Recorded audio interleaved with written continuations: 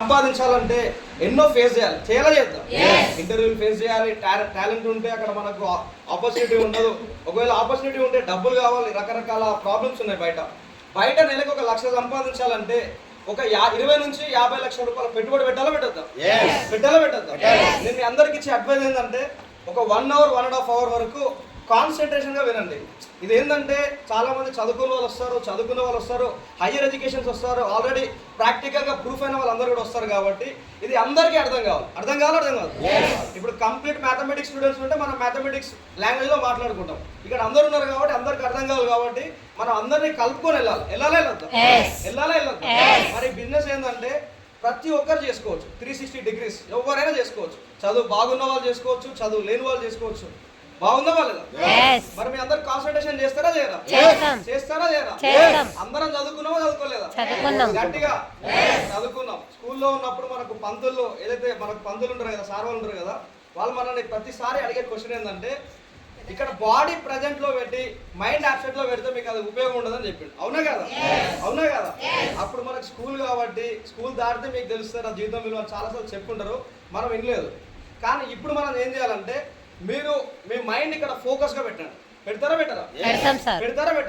ఒకవేళ మీరు ఇక్కడ మైండ్ ని ఫోకస్ గా పెట్టకుండా ఓన్లీ బాడీ మాత్రమే ఒక అటెన్షన్ గా పెట్టి ఏదో ఎవరో చెప్పిరని చెప్పి మొగమాటానికి వచ్చి ఇక్కడ కూర్చుంటే ఈ టైం కూడా మీ ఖాతాలో బొక్క వేస్ట్. అవునా కదా? ఇప్పుడు ఫోకస్ చేస్తారా చేయరా? గట్టిగా ఫోకస్ చేయండి. ఎందుకంటే డైరెక్ట్ సెల్లింగ్ నెట్వర్క్ మార్కెటింగ్ లో ఒకే ఒక గంటకి 1000 కోట్లు సంపాదించుకునే సత్తా ఉంది. తెలుసా మీ అందరికి? 1000 కోట్లు. ఒక సెకండ్కి 18 కోట్లు. ఒక నిమిషానికి 1080 కోట్లు. ఒక నిమిషానికి 108 కోట్లు. ఒక గంటకి 1000 కోట్లు. అంత కెపాసిటీ ఉంది డైరెక్ట్ సెల్లింగ్. తెలుసా మీ అందరికి? మీరే చెప్పండి. ఈరోజు పెద్ద కంపెనీస్, ప్రపంచంలో అతి వేగంగా ముందుకెళ్తున్న కంపెనీస్, మీ కళ్ళకు కనబడుతున్న ప్రతి ఒక్క గొప్ప కంపెనీ కూడా చిన్నగా స్టార్ట్ అయిందా పెద్దగా స్టార్ట్ అయిందా? గట్టిగా అలా చిన్నగా స్టార్ట్ అయింది. మనం అర్థం చేసుకోవాల్సింది ఏంటంటే డీమార్ట్లు కానీ, అపోలో ఫార్మసీ కానీ, మెడిప్లస్ కానీ, ఎయిర్టెల్ కానీ, ఐడియా కానీ, జియో కానీ, రిలయన్స్ కానీ ఇట్లా మాట్లాడుకుంటూ పోతే మనం ఐటీ సెక్టర్కి వెళ్ళినా కూడా మైక్రోసాఫ్ట్ ఎక్సెల్ కానీ, చాట్ జీపీటీ కానీ, ఏఐ కానీ ఏది తీసుకున్నా కూడా చిన్నగా స్టార్ట్ అయిందా పెద్దగా స్టార్ట్ అయిందా? గట్టిగా. మరి ఒకరి ఆలోచనతో స్టార్ట్ అయిందా 100 మంది ఆలోచనతో స్టార్ట్ చేసారా? ఒకరి ఆలోచన 100 మందా? ఇలాంటి ఒక మంచి బిజినెస్ మీ దగ్గరకు వచ్చినప్పుడు ఎవడో ఇద్దరు గొట్టంగాలు మీకు దీని గురించి సగం నాలెడ్జ్తో చెప్పినప్పుడు దీని వాళ్ళ మీ జీవితం మొత్తం వాళ్ళ మీద మీరు డిపెండ్ అయిపోతే మీ జీవితం ఆగిపోదా? ఇదే డైరెక్ట్ సేలింగ్ లో, ఇదే వెస్టర్న్ కంపెనీలో ఆసియా ఖండంలోనే అతి ఎక్కువ డబ్బులు తీసుకున్న వ్యక్తులు కూడా ఉన్నారా లేదా? 10 రూపాయల దగ్గర నుంచి నెలకి 2 కోట్లు సంపాదించే వ్యక్తులు మన వెస్టర్న్ కంపెనీలో ఉన్నారా లేదా? పోనీ ఈ కంపెనీ ఏమైనా 1 సంవత్సరం 2 సంవత్సరాల కంపెనీ, ఆల్రెడీ 22 ఇయర్స్ కంప్లీట్ చేసుకున్న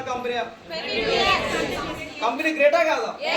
మీ అందరి ఒపీనియన్ ఎట్లుంటుంది అంటే మనము ఈ మీటింగ్ లోకి ఎంటర్ అయినప్పుడు, ఫస్ట్ మీటింగ్ వచ్చినప్పుడు ఏదో సబ్బు సరుపు షాంపూ అనుకుంటారు మీరు. అవునా కదా? ఏదో చిన్న ప్రొడక్షన్ అనుకుంటారు మీరు. మీ ఇంట్లో మాత్రం వాడుకుంటే సబ్బుకు వాల్యూ ఉంటుందా? మీ ఇంట్లో 4 ఉంటే 4 వాడుకుంటే 1000 కోట్లు జనరేట్ అవుతుందా? కానీ మీ కాలనీ మొత్తం వాడుకుంటే, హైదరాబాద్ మొత్తం వాడుకుంటే, తెలంగాణ మొత్తం వాడుకుంటే, రాష్ట్రాలు మొత్తం వాడుకుంటే, మొత్తం స్టేట్స్ మొత్తం వాడుకుంటే, దేశం మొత్తం వాడుకుంటే లెక్క పెట్టగలుగుతారా? అవుతుందా? ఒక సబ్బు గురించి నేను చెప్తున్నా. కేవలం ఒకే ఒక సబ్బుని యొక్క ఇంపాక్ట్ని కనుక మన జనాల్లోకి తీసుకెళ్ళగలిగితే మన పక్కన ₹1 దగ్గర నుంచి మొదలైతే ఒక 0, ఆ 0 ఎక్కడ దాకా వెళ్తే కూడా మనం చెప్పలేము. ఉందా లేదా నెట్వర్క్ పవర్? ఉందా లేదా? Good morning Vestige. నా పేరు గణేష్. బిఫోర్ వెస్టేజ్ వచ్చేసి ఆటోమొబైల్ ఇంజనీరింగ్ టెక్నీషియన్ కంప్లీట్ చేసిన. దాని తర్వాత అందరూ ఆర్డినరీగా సిఈసి, ఎంజీసీ, బైపీసీ చదువుకుంటారు. కొంచెం కొత్తగా వెళ్ళాలి. ఎందుకంటే నల్గొండ డిస్ట్రిక్ట్లో ఒక రోజుకి 18 గంటలు చదువుకునే దమ్ము ఉంటేనే జాబ్ వస్తుంది మాకు. రంగారెడ్డి లాగా కాదు, వేరే డిస్ట్రిక్ట్స్ లాగా కాదు. ఖచ్చితంగా 18 గంటలు బుక్ మీద కాన్సన్ట్రేషన్ చేస్తేనే మంచి జాబులు తగులుతాయి మాకు. మరి 18 గంటలు చదువుకునే ఓపిక నాకు లేదు కాబట్టి ఏదైనా టెక్నికల్ సైడ్ వెళ్ళాలని చెప్పేసి ఒకేషనల్ తీసుకున్నా. ఒకేషనల్ అయిపోయిన తర్వాత ఒక 1 ఇయర్ డీజిల్ మెకానిక్ చేసిన. ఐటీఐ కంప్లీట్ అయిపోతే మంచి మంచి ఆపర్చునిటీస్ ఉంటాయి అని చెప్పేసి ఒక పల్లెటూరులో పెరిగిన కాబట్టి హైదరాబాద్లో ఒక మంచి ఆపర్చునిటీస్ ఉంటాయి, రాగానే ఒక 30-40 వేల రూపాయలు జీతం ఇస్తారని చెప్పేసి ఒక ఎక్స్పెక్టేషన్స్ తోటి నేను హైదరాబాద్కి వచ్చిన 2015లో. వచ్చిన తర్వాత నా దగ్గర రెజ్యూమ్లు పట్టుకొని కొన్ని వర్క్షాప్స్కి వెళ్ళినాను. ఆటోమొబైల్ వర్క్షాప్స్కి వెళ్ళిన, ఆర్టీసీ డిపార్ట్మెంట్ దగ్గరికి వెళ్ళిన, నెలకి 6,000 రూపాయలు జీతం ఇస్తానని చెప్పారు. హైదరాబాద్లో బ్రతకడానికి, నా ఇంట్లో నా ఫ్యామిలీని చూసుకోవడానికి 6,000 రూపాయలు సరిపోతాయా? సరిపోవు. కాబట్టి 2015లో నేను ఒక డిసిషన్ ఏం తీసుకున్నానంటే, మా అమ్మ నాన్న వ్యవసాయం చేస్తారు, మాకున్న భూమి కాకుండా ఇంకొక 5 ఎకరాలు ఎక్కువగా ఆల్మోస్ట్ ఒక 10 ఎకరాల దాకా వ్యవసాయం చేస్తారు. ఆ వ్యవసాయం ఎప్పటి నుంచి చేస్తారంటే నాకు తెలియవచ్చిన దగ్గర నుంచి చేస్తారు. కానీ మా అమ్మ మారలే, మా నాన్న మారలే, మా జీవితాలు కూడా మారలేదు. ఏదో డబ్బులు వస్తున్నాయి, ఆ డబ్బులు మళ్ళీ నెక్స్ట్ ఇయర్కి ఎట్లా అట్లా ఖర్చు పెట్టాలి వ్యవసాయంలోనే. అట్లా మా అమ్మ మా నాన్న పుట్టిన దగ్గర నుంచి నాకు తెలియవచ్చినంత దగ్గర వరకు ఒక ఇల్లు మాత్రమే కట్టగలిగారు, ఒక 5 బోర్లు వేసారు, అంతకు మించి గ్రోతింగ్ లేదు, ఏం లేదు. టోటల్గా మా ఫ్యామిలీలో ఎవరు కూడా చదువుకునే వాళ్ళు లేరు. కాబట్టి ఏదైనా నా ఇంటి రూపురేఖలు మార్చాలంటే నేనే మార్చాలి, లేకపోతే ఇంకొక ఆప్షన్ ఉంది, భూమి అమ్ముకొని బతకాలి. భూమి అమ్ముకుంటే ఒప్పుకుంటారా? ఊర్లో ఒప్పుకుంటారా? నువ్వు ఊర్లో భూమి అమ్ముకొని వచ్చి హైదరాబాద్ ఇల్లు కొన్నా కూడా ఒకటి డేకడు, నీ చుట్టుపక్కల నీకు తెలుసు, నీకు సంబంధించిన ఒకటి డేక్కడా. కానీ నీకు సంబంధించిన తెలియని మాత్రం డేకుతారు. అట్లా అని చెప్పి మనం భూమి అమ్ముకొని బతకగలుగుతామా? బతకలేం కదా. అయితే నేను ఒక డిసిషన్ తీసుకోవాలి. ఏం డిసిషన్ తీసుకోవాలంటే, చదువుకు నేను అన్ఫిట్, చదవలేను, నేను నల్గొండ డిస్టిక్లో ఉన్న కాంపిటీషన్కి నేను సరిపోనని చెప్పేసి 2015లో హైదరాబాద్ వచ్చి ఏషియన్ పెయింట్, బెజర్ పెయింట్లో ఒక పెయింటర్ దగ్గర నుంచి స్టార్ట్ అయిన నా జర్నీ ఒక వెంచర్ మొత్తం చూసుకునే స్థాయికి వెళ్ళిపోయినా. నేను 5 సంవత్సరాలు చాలా సిన్సియర్గా వర్క్ చేస్తున్నాను. నాకు అక్కడ వర్క్ ఇచ్చిన పర్సన్ 10వ తరగతి మాత్రమే చదువుకున్నాడు. ఒక 5 కోట్లు ఇన్వెస్ట్మెంట్ చేసి అక్కడ తన ప్రాజెక్ట్స్ మొత్తం రన్ చేస్తుండో. 5 సంవత్సరాలు ఆయన 50-60 కోట్లు సంపాదించుడు, నేను మాత్రం ఒక 5-10 లక్షలు మాత్రమే సంపాదించిన. దాంట్లో నాకు కష్టం చాలా ఉంది, నా తెలివి చాలా ఉంది, ప్రాజెక్ట్స్ మొత్తం కూడా నేనే చేపించిన. కానీ నాకు డబ్బు తక్కువగా వచ్చింది, అందుకు కూడా నేను బాధపడలేదు. లాక్డౌన్ వచ్చిందా రాలేదా? వచ్చిందా రాలేదా? నాకే వచ్చిందా? మీ అందరికి కూడా వచ్చిందా? అందరికి వచ్చింది. లాక్డౌన్ వచ్చినప్పుడు ఇంటి దగ్గర కూర్చున్నప్పుడు నాకు 23 సంవత్సరాలు నా వయసు. అప్పుడు 23 సంవత్సరాల కొడుకు ఇంట్లో ఉన్నప్పుడు తల్లిదండ్రులకు బలం ఉంటుందా ఉండదా? ఒక భరోసా ఉంటుందా ఉండదా? ఉంటుంది కదా. కానీ నేను లాక్డౌన్ సిచ్యువేషన్లో 18 నెలలు మా అమ్మ నాన్న వ్యవసాయం చేస్తే వచ్చే డబ్బు, అప్పటిదాకా మా అమ్మ నాన్న సంపాదించిన డబ్బు, దాచుకున్న డబ్బు ద్వారా ఆ 18 నెలలు మా ఫ్యామిలీని గడిచే విధానం నేను చూసి నాకు నేను చచ్చిపోయాను. అప్పుడే ఇక నేను ఒక డిసిషన్ తీసుకున్నా, నా దగ్గర ఇక సక్సెస్ జర్నీ లేదు, నేను టోటల్గా ఫెయిల్ అని చెప్పేసి నాకు నేను అనుకున్నా. ఒక మనిషి ఎప్పుడు ఇంపాక్ట్ అవుతాడంటే, ఆరోగ్యం మొత్తం ఖరాబ్ అయిపోయిన తర్వాత ఆరోగ్యం గురించి ఆలోచిస్తారు, అవునా కదా? వెంటిలేషన్ మీదకి వెళ్ళిన దాకా ఎవడు ఆరోగ్యం గురించి పట్టించుకోడు. తాగే నీళ్ళ గురించి, పీల్చే గాలి గురించి, వాడే వస్తువుల గురించి పట్టించుకోడు. ఒక పర్సన్ లైఫ్ మొత్తం కొలాప్స్ అయిపోయిన తర్వాత లైఫ్ గురించి ఆలోచిస్తాడు, అవునా కదా? నేను ఆరోగ్యం ఖరాబ్ చేసుకోలేదు, కానీ లైఫ్ మాత్రం కొలాప్స్ అయిపోయింది. ఎందుకంటే నేను బయట జాబ్ చేసిన. జాబ్ అంటే జాయినింగ్ అదర్ బిజినెస్, వేరే వాళ్ళ కళని నిజం చేయడానికి నేను అక్కడ పని చేసిన. అక్కడ నేను పని చేస్తే నాకు ఆయన జీతం ఇచ్చిండు, రోజుకి 8 గంటలు పని చేయాలి, నాకు కాళ్ళ చేతులు మంచిగా ఉండాలి, ఖచ్చితంగా నేను పని చేస్తేనే నాకు డబ్బులు వస్తాయి, అవునా కదా? అవునా కదా? ఒకవేళ నేను పని చేయకపోతే, నా చేతి లేకపోతే, నా కాళ్ళు లేకపోతే నాకు డబ్బులు వస్తాయా? రావు. వస్తాయా? డబ్బులు వస్తాయా? కొంచెం కంఫర్ట్ జోన్లో ఉండకండి. థియేటర్లో ఏసీ మస్తు చేస్తారు, 180 రూపాయలు 200 రూపాయలు టికెట్ తీసుకుంటారు. సినిమా చూసినంత వరకే అది బాగుంటుంది, బయటకు వచ్చిన తర్వాత మళ్ళీ యథావిధి లైఫ్ లీడ్ చేయాలి. ఇట్లా మనం డబ్బులు పెట్టుకొని బయటికి వెళ్ళి సుఖాన్ని, సంతోషాన్ని పొందొచ్చు. కానీ మనం ఇక్కడికి వచ్చింది దేనికంటే మన లైఫ్ మార్చుకోవడానికి. ఒకవేళ ఈ మీటింగ్ కనుక చాలామంది గొప్ప గొప్ప సార్ వాళ్ళు ఉన్నారు. ఒక 2వ తరగతి చదువుకున్న ఆయమ్మ కూడా ఇక్కడ మన లైఫ్ టైం అచీవ్మెంట్ అవార్డు తీసుకుంది ఇక్కడ.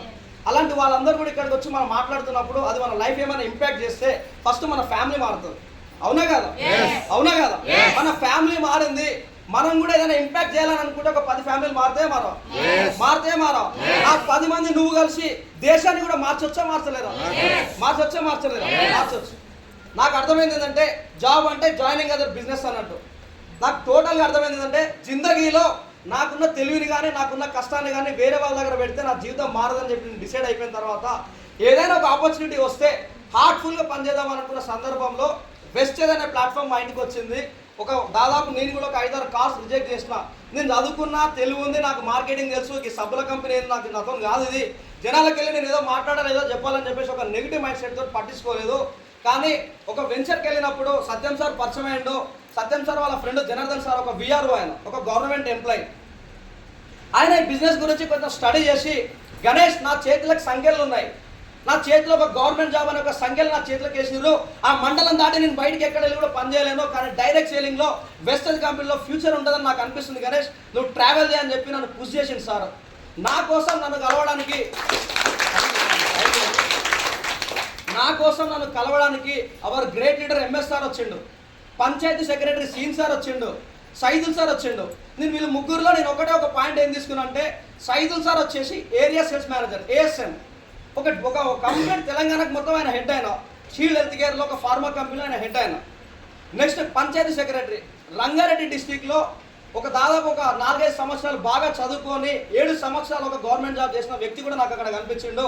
నెక్స్ట్ నేను టోటల్గా 15 సంవత్సరాలు చదువుకున్న మల్లపల్లి ప్రాంతంలో ఒక నెలకి 2,92,000 తీసుకున్న ఒక సార్ మార్కెటింగ్లో 13 సంవత్సరాల ఎక్స్పీరియన్స్ ఉంది సార్కి. ఆయన కూడా నాతో పాటు అక్కడ నాకు మీటింగ్ చెప్పడానికి వచ్చిండు.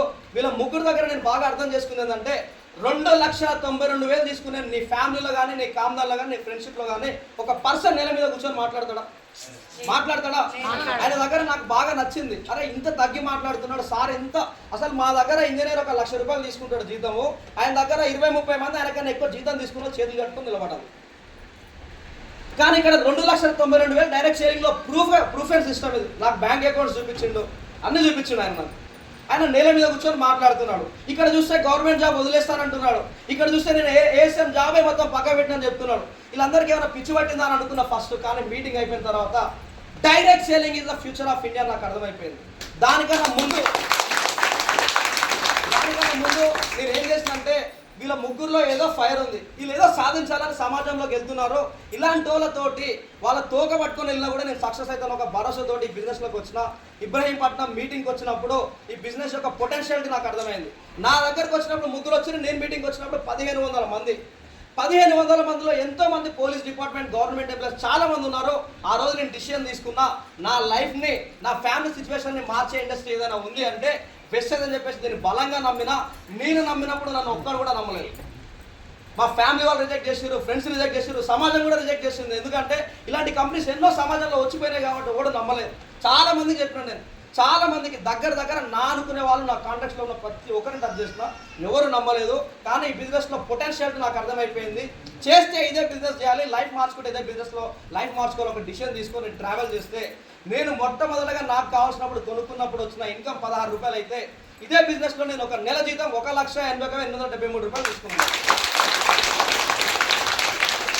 దగ్గర బయట 5 సంవత్సరాలు ఎయిర్పోర్ట్ ముందరనే పనిచేస్తున్నాను నేను. రోజు ఇండిగో ఫ్లైట్స్, ఇంటర్నేషనల్ ఫ్లైట్స్ చాలా ఫ్లై అవుతుండే, కానీ ఒక్కరోజు కూడా ఎయిర్పోర్ట్లోకి వెళ్ళలేదు. కానీ ఇదే ఇండస్ట్రీలోకి వచ్చి 6 స్టేట్స్కి వెళ్ళినా, ఒక ఫారెన్ ట్రిప్కి వెళ్ళినా. బాగుందా వాళ్ళకి?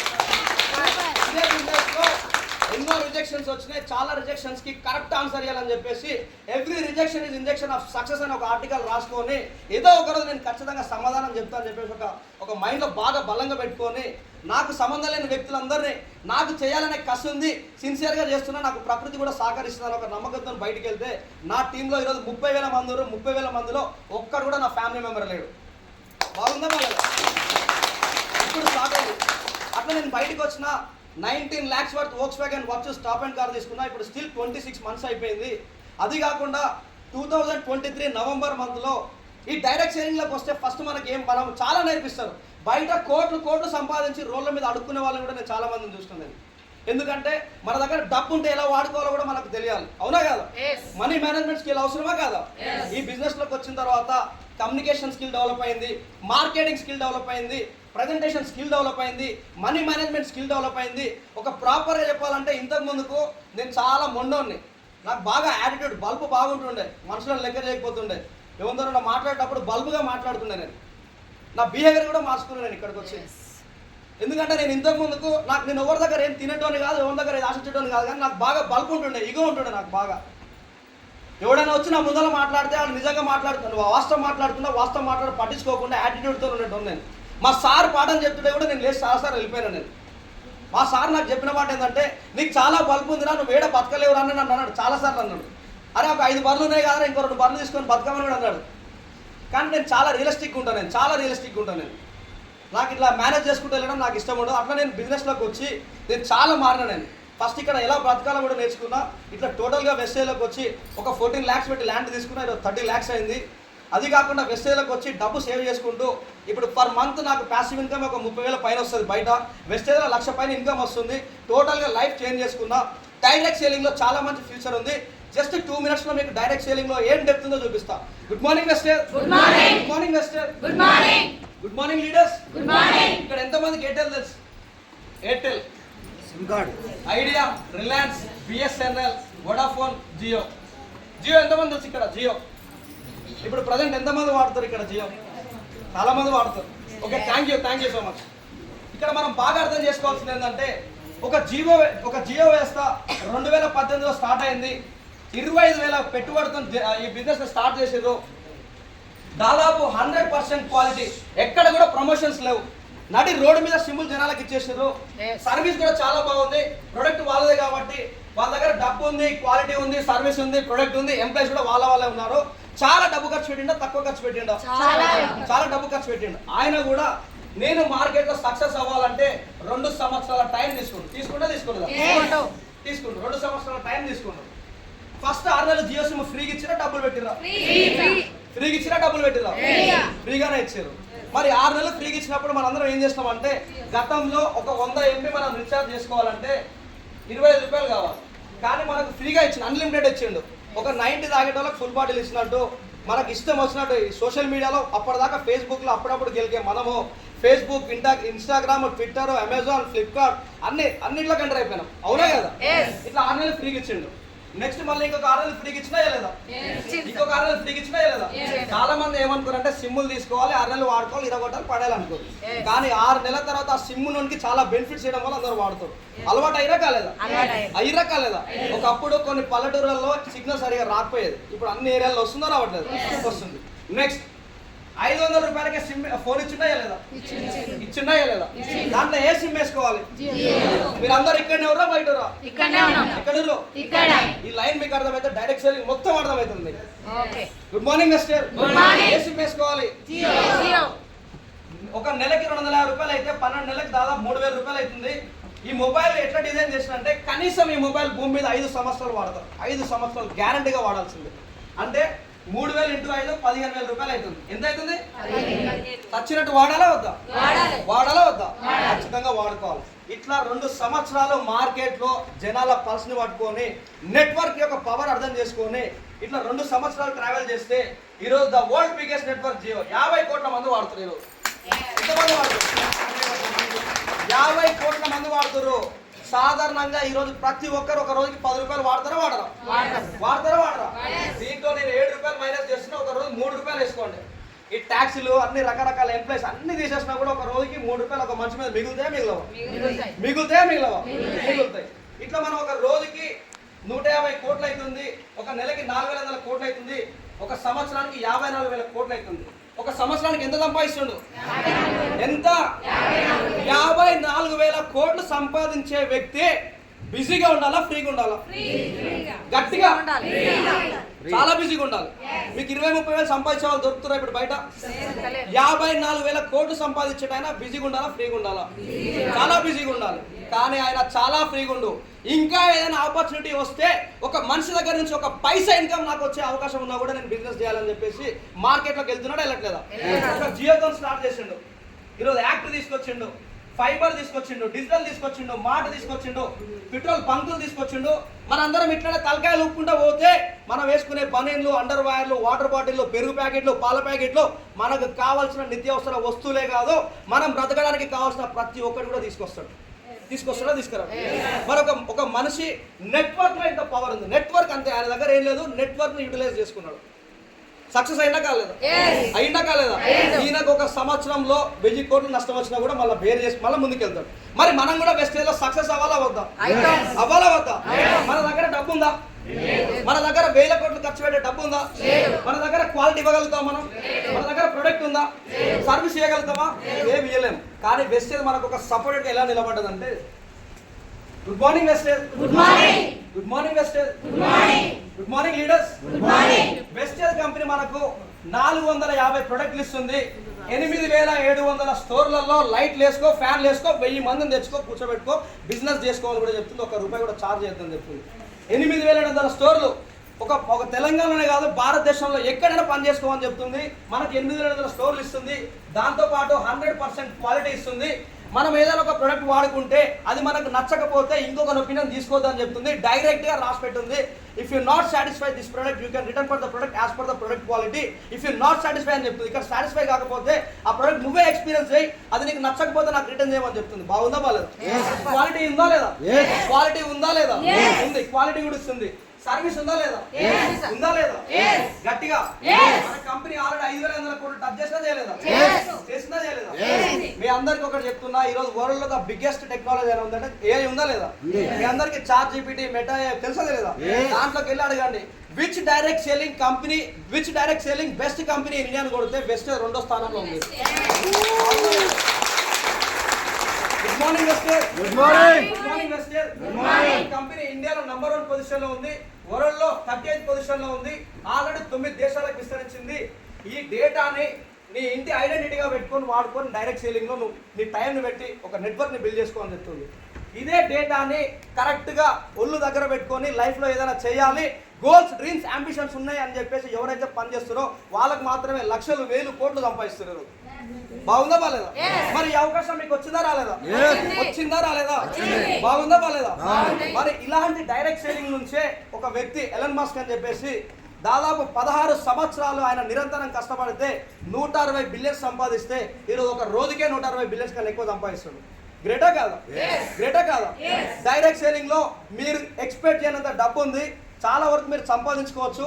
ఈ అవకాశం నాకు వచ్చింది, మీకు కూడా వచ్చింది. మీరు అందరూ కూడా మనస్ఫూర్తిగా ఇదే డైరెక్ట్ సేలింగ్ బిజినెస్ లో ఇదేందో ప్రాపర్ గా తెలుసుకొని దీని యొక్క ఫ్యూచర్ ఏందో మీరు గ్రహించగలిగితే, దీంట్లో ఒక 1 to 2 years వరకు బాగా ట్రావెల్ చేయగలిగితే మీరు అందరూ కూడా సక్సెస్ అవుతారు. మనస్ఫూర్తిగా మీరు అందరూ కూడా సక్సెస్ అవ్వాలని భావిస్తూ ఈ డిసెంబర్కి 3 లక్షలు తీసుకుంటా.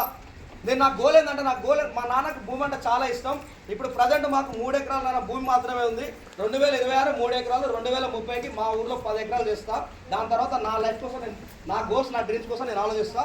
మా నాన్న గోల్ ఇప్పుడు నా గోల్ 2030 కల్లా 10 ఎకరాలు చేయాలి. బాగుందా బాలేదు? బాగుందా బాలేదు?